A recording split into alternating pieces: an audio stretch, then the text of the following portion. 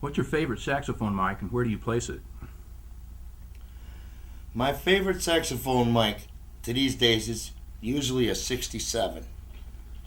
And I like to place it a little off the side, away from the saxophone. If it's a saxophone solo, I'll actually use two mics, and I'll have one. I'll run a 67, say, in front of the bell, and then I'll have another 67 or an 87. I'll have it off to the side where the At a right angle?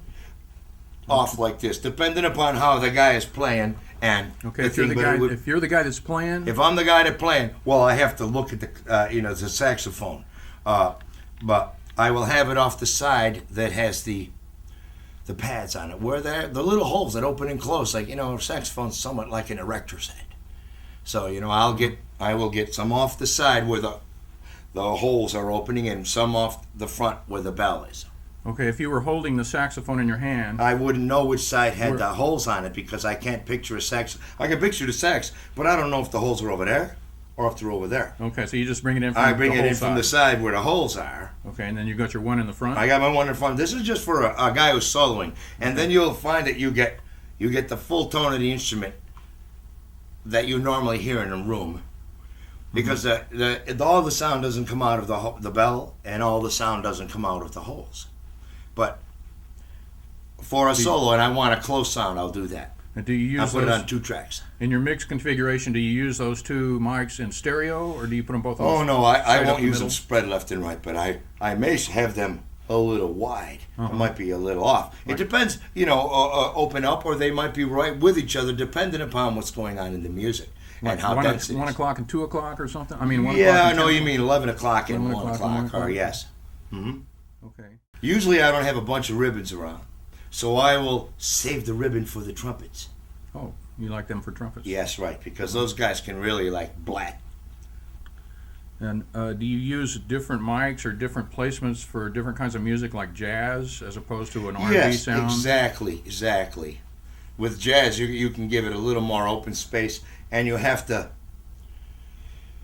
be a little more aware of saxophone or the soloist or the horn section's dynamic, because usually jazz is a much more open thing. It's not as dense, so there's things will be coming and going with the person's dynamic, the band's dynamic. Mm-hmm. Whereas in R&B, the horn section you want it to pop through. I will whack it a bit with some compression. Mm-hmm. And closer mic it.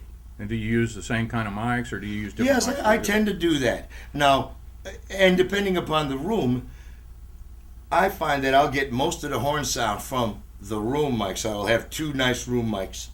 That'll be condenser mics, and then I will closer mic the section, and then I'll start out with the room mics and then bring the section in to fill in whatever's needed in there.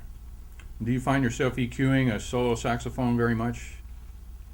No, I find that by moving the mic or moving the guy or taking the rug off the floor or putting a rug down or changing where he's standing in the room, then I like to get it as close as I can. Then when in mixing, I might just color it a little bit just to fill in what may be needed in the mix, or take a little bit out in order to not fill up like 200, 150 in the mix. You'll find it. Mm-hmm. Most instruments have a lot there, so you have to be careful there. Are there any EQs that are better than others for this specific thing, saxophone? The APIs, all the older Class A EQs and things like that, I prefer. Do you ever use compression on saxophone?